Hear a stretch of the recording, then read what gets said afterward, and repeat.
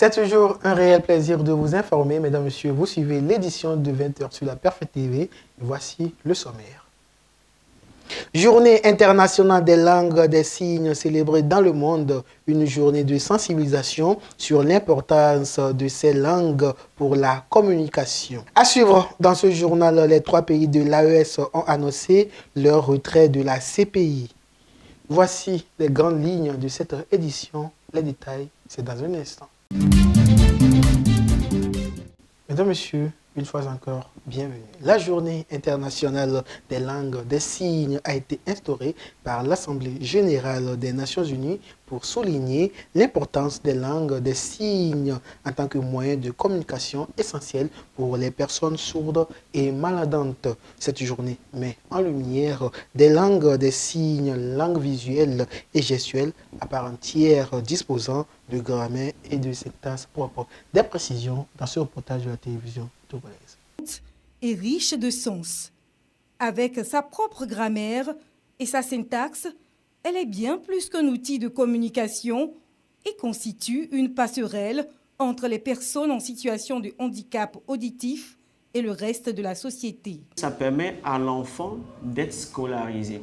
Ça permet à l'enfant d'être éduqué.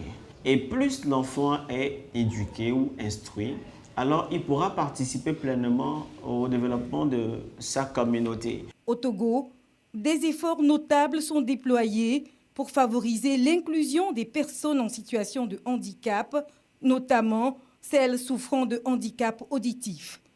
Des formations sont également proposées aux parents et à toute personne désireuse d'apprendre cette langue. Déjà que le journal télévisé est traduit en langue des signes, ça permet à toutes les personnes de la communauté sourde de pouvoir avoir accès à l'information.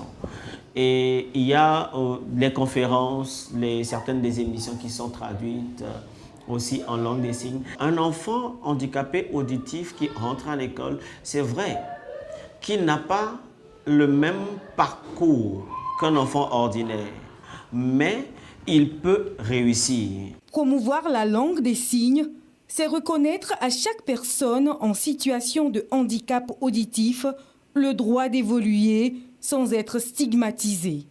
Hier, mardi, c'était la commémoration de la journée du 23 septembre.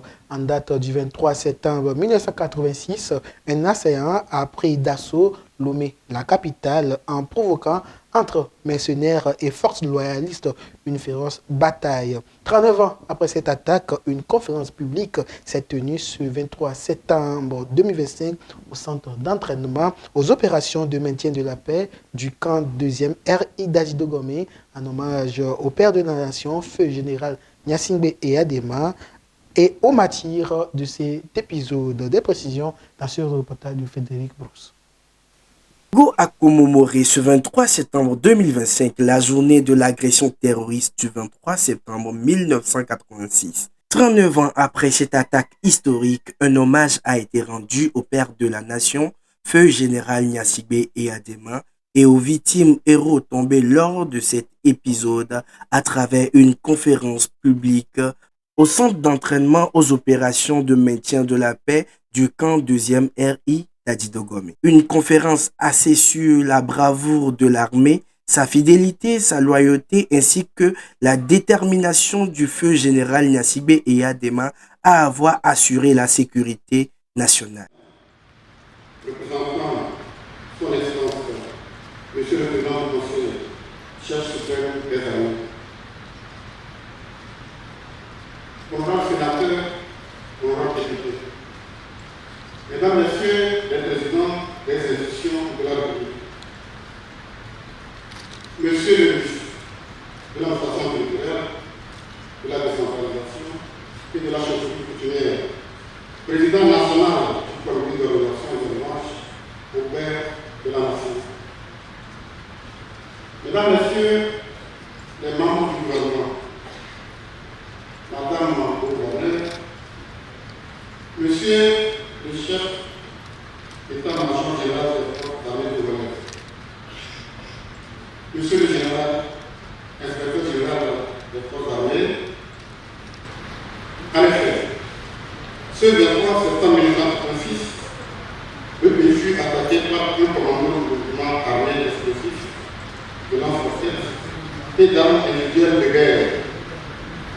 Dans son message à la nation, en date du 6 octobre 1986, le président Yandere de Nanterre.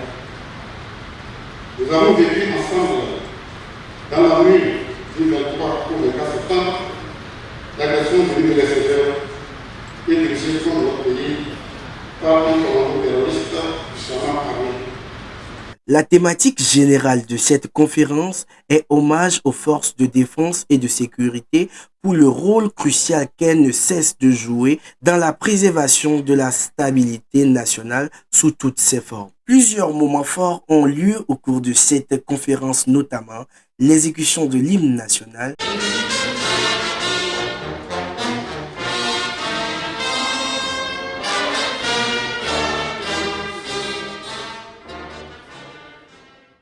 une minute de silence et de recueillement en mémoire des victimes disparues lors de cette attaque, ainsi que des panels illustrant le parcours exceptionnel du père de la nation, un soldat hors du commun qui a jeté les bases de la nation togolaise en rassemblant les Togolais autour d'un destin commun et d'un avenir partagé. On pouvait remarquer la présence de plusieurs autorités administratives, membres du gouvernement, chefs traditionnels et acteurs civils. C'était le président du Sénat, Bani Moussa Baké, qui a représenté le président du Conseil, Faure Essozinam Gnassingbé, chef suprême des armées. Une date historique que la nation togolaise garde en mémoire. On l'annonçait en début d'édition, réunis au sein de la Confédération des États du Sahel, le Burkina Faso, le Mali et le Niger ont annoncé leur retrait immédiat du statut de Rome de la Cour pénale internationale. Une rupture plutôt assumée avec une justice jugée sélective. Des précisions dans ce reportage de France 24. C'est décidé, Mali, Niger et Burkina Faso se retirent de la Cour pénale internationale. Après avoir rompu les liens avec la France ces dernières années, les trois pays gouvernés par des juntes militaires s'éloignent encore davantage des institutions internationales. Il estime que la CPI, qui siège à La Haye aux Pays-Bas, est trop partiale. Cette juridiction s'est transformée en instrument de répression néocoloniale au mai de l'impérialisme, devenant ainsi l'exemple mondial d'une justice sélective. En effet, la CPI s'est montrée incapable de prendre en charge et de juger des crimes de guerre, des crimes contre l'humanité, des crimes de génocide et des crimes d'agression avérés. La semaine dernière, le Premier ministre nigérien avait accusé l'institution de ne viser que des pays africains. Regroupés dans l'Alliance des États du Sahel, les trois pays annoncent une décision à effet immédiat, mais dans les faits, le retrait n'est effectif qu'un an après le dépôt du dossier devant l'ONU. À la place de la CPI, ils annoncent créer prochainement une cour pénale sahélienne. Ce retrait suit aussi un rapprochement avec la Russie, dont le président est visé par un mandat d'arrêt de la Cour pénale internationale. Les pays du Sahel seront loin d'être les seuls à ne pas ou plus adhérer à la Cour de La Haye. Sur les 193 membres de l'ONU, 125 adhéreraient jusqu'ici à la CPI. Les États-Unis, la Russie, la Chine ou encore Israël ne sont pas membres de la Cour. L'Afrique du Sud réitère son engagement en faveur d'un État palestinien. Le président Ramaphosa a déclaré lors de l'Assemblée générale de l'ONU. Des précisions dans ce reportage de Africa News. Alors que la guerre de Gaza fait rage, plusieurs pays ont reconnu le statut d'État palestinien lundi au début d'une réunion très médiatisée aux Nations Unies. La Grande-Bretagne, la France, le Canada, l'Afrique du Sud et l'Australie se sont exprimés dans l'espoir de relancer le processus de paix, ce que les États-Unis et Israël ont rejeté avec véhémence.